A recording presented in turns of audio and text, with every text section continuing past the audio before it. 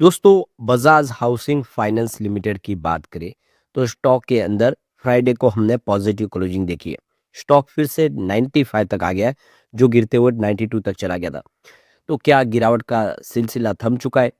अब यहाँ पे आरबीआई की तरफ से लेटेस्ट अपडेट निकल के आ रही है। आरबीआई में आप देखो कि एमपीसी की बैठक के अंदर क्या फैसले की संभावना बन रही है, उसको समझने की कोशिश करेंगे। बजाज हाउसिंग फाइनेंस जो होम लोन सेगमेंट की एक काफ़ी मजबूत कंपनी है, एनबीएफसी में दूसरी कंपनियों को पछाड़ के इसका बिजनेस लगातार ग्रो कर रहा है, जबकि एनबीएफसी का मार्केट शेयर काफ़ी कम हुआ है। दूसरी तरफ तो यहाँ पे प्रमोटर की होल्डिंग इसमें काफ़ी ज़्यादा है। इसको 75% पे लाना होगा। क्या आने वाले समय और बिकवाली का दबाव देखने को मिलेगा? समझने की कोशिश करेंगे इस वीडियो के माध्यम से। इसके अलावा कुछ और अपडेट है जिसको जानेंगे इस वीडियो के माध्यम से। लेकिन फ्रेंड्स, उससे पहले अगर आप पहली बार हमारे चैनल पे आए तो चैनल को सब्सक्राइब कर दीजिए, एक बेल आइकॉन दबा दीजिए ताकि जब भी नया वीडियो बने पहला नोटिफिकेशन आपको मिले। वीडियो पसंद आए तो लाइक से जरूर कीजिए। चलो फ्रेंड्स, वीडियो स्टार्ट करते हैं। मैं हूँ आपका दोस्त एसपी दवे और हमारे अपने चैनल ऑनलाइन कमाई में आपका बहुत बहुत स्वागत है। सबसे पहले बजाज हाउसिंग फाइनेंस लिमिटेड की बात करें तो 95.33 पर क्लोजिंग थी, जहाँ पे 0.31% के आसपास की तेजी देखने को मिली। तो ये आप देख ही सकते हो कि क्लियरली काफ़ी अच्छी शुरुआत हुई 95.50 पर। 95.05 की क्लोजिंग थी, देखो कि गुरुवार की।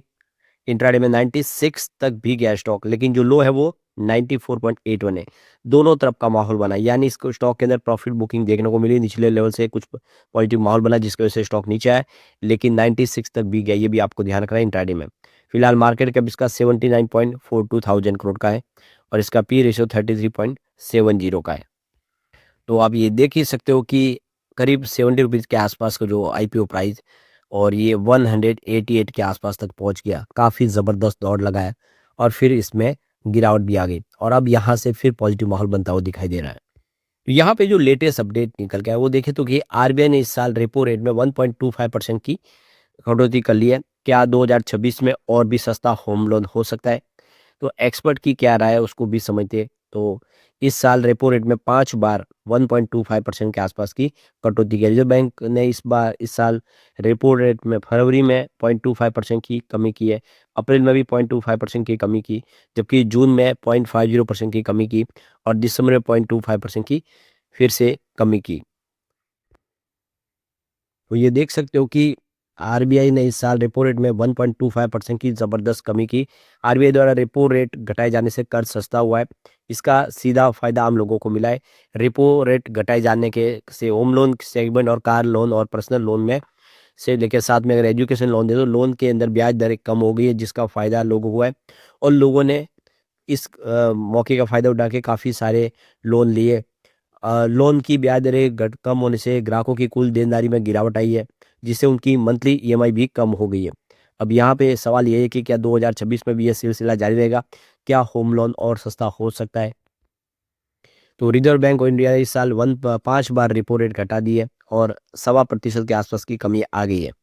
तो ये देखो कि एक्सिस मैक्स लाइफ इंश्योरेंस का कहना है कि 2026 में महंगाई दर आरबीआई एमपीसी के 4% के टारगेट के बराबर या उससे कम रहने का अनुमान है, जिससे ग्रोथ को सपोर्ट करने वाली पॉलिसी जारी रखने का गुंजाइश देखने को मिल सकती है, बरकरार रह सकती है। तो यहाँ पे मैक्स लाइफ इंश्योरेंस एक्सिस की तरफ से जो कहा गया है कि दिसंबर 2025 के नरम रुख के बाद रिजर्व बैंक ऑफ इंडिया अगले साल फरवरी या अप्रैल में रेपो रेट में 25 बेसिस पॉइंट या फिर 0.25% की और कटौती कर सकता है, यानी अभी भी इसमें गुंजाइश बाकी है। एक्सिस मैक्स लाइफ इंश्योरेंस का मानना है कि ओएमओ जरिए जो लिक्विडिटी सपोर्ट है पूरे करंट ईयर 2026 में जारी रहने की उम्मीद है। कम पॉलिसी रेट और लगातार लिक्विडिटी के इस कॉम्बिनेशन से पर्सनल और कॉर्पोरेट दोनों तरह के कर्जदारों के लिए उधार लेने की लागत है वो कम होनी चाहिए। तो यहाँ पे आप देख सकते हो कि काउंटी ग्रुप के डायरेक्टर अमित मोदी का कहना है कि 2026 में रियल एस्टेट के लिए एक अहम साल साबित हो सकता है।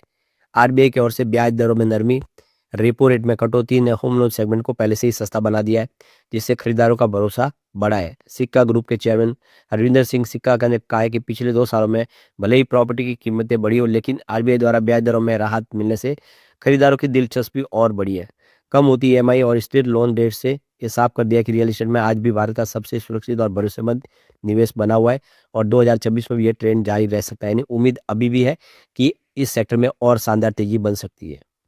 तो ये देख सकते हो कि बजाज हाउसिंग फाइनेंस ये इस सेक्टर की सबसे भरोसेमंद कंपनी है। ये एनबीएफसी में ऐसी एक अकेली कंपनी है जिसका बिजनेस लगातार ग्रो कर रहा है दूसरी एनबीएफसी के मुकाबले।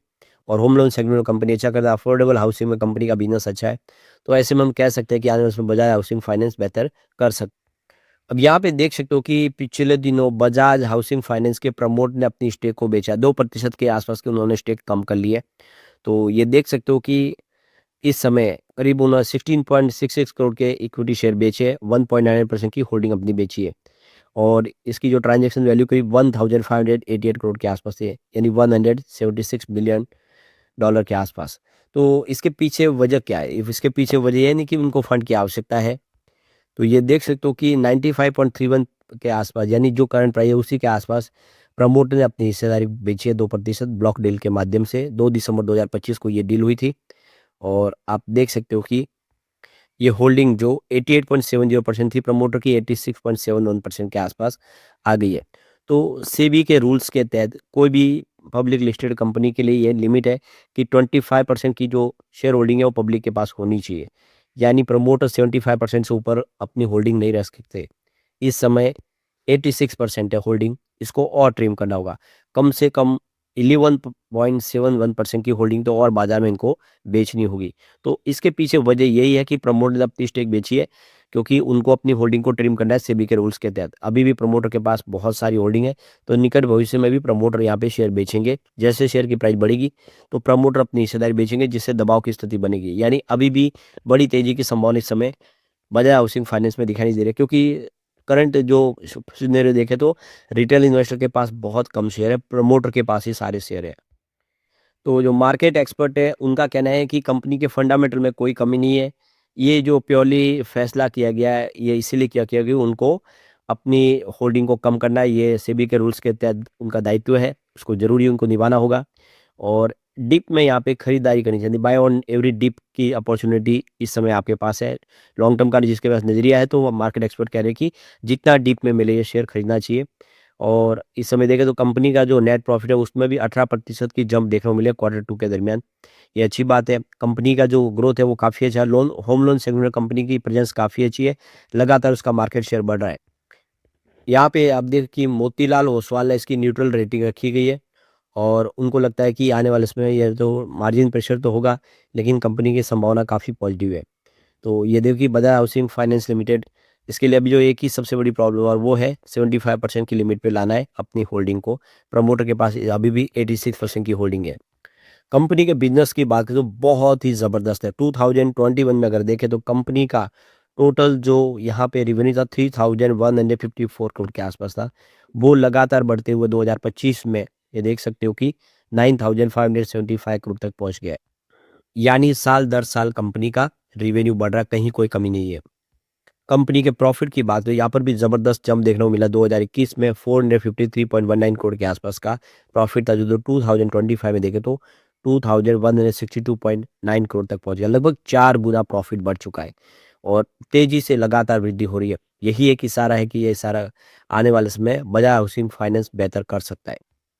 इसके ईपीएस की बात करें 2021 में 0.93 रुपीज़ के आसपास था, वो 2025 में 2.67 रुपीज़ तक पहुंच गया है। ईपीएस में भी अच्छी खासी वृद्धि हुई है। तो स्टॉक में गिरावट के पीछे सबसे बड़ी वजह एफआई की बिकवाली। 1.68% होल्डिंग थी सितंबर 2024 में, जो सितंबर 2025 में कम होकर 0.86% के आसपास है। काफ़ी होल्डिंग कम हुई है। डीआई ने भी अपनी होल्डिंग ट्रिम कर लिया। 1.94% होल्डिंग थी सितंबर 2024 में, जो 25 में 0.5% के आसपास रहेगी। लगभग आधी से भी नीचे बहुत कम हो गई। यानी एफआई डीआई दोनों ने ही अपनी होल्डिंग बढ़ाई है, कम कर दी है। तो होल्डिंग बढ़ी है वो सिर्फ जनरल पब्लिक। तो जनरल पब्लिक की आप होल्डिंग देखो कि 7.01% के आसपास थी, यहाँ पे सितंबर 2024 में जो 25 में 8.87% के आसपास पहुंची है। यानी जनरल पब्लिक शेयर खरीदे, बड़े फंड हाउस ने बिकवाली की, जिसकी वजह से शेयर की प्राइस नीचे आई। लेकिन अब यहाँ से पूरी स्थिति बदलती हुई दिखाई देगी और आने वाले समय बजाज हाउसिंग फाइनेंस काफ़ी बेहतर कर सकता है। Q3 के पहले इसमें एक बड़ी तेजी की संभावना बन सकती है, क्योंकि अब बजट भी हमारे सामने आने वाला है। उम्मीद है कि इस बार होम लोन सेगमेंट के लिए सरकार कुछ बड़ा ऐलान करेगी, उसका पॉजिटिव असर यहाँ पे देखने को मिलेगा और शेयर की प्राइस में वृद्धि की संभावना भी बनेगी, क्योंकि ऑलरेडी स्टॉक बहुत ज़्यादा यहाँ पे करेक्ट हो चुका है ऑलरेडी। लेकिन फ्रेंड्स, कोई भी इन्वेस्टमेंट करने से पहले अपने फाइनेंशियल एडवाइजर से एडवाइस ले ले या अपना खुद का रिसर्च करें, क्योंकि मैंने वीडियो आपके एजुकेशनल पर्पज के लिए ही बनाया। वीडियो पसंद आए तो लाइक से जरूर कीजिए और चैनल को सब्सक्राइब कर दीजिए। Thank you friends.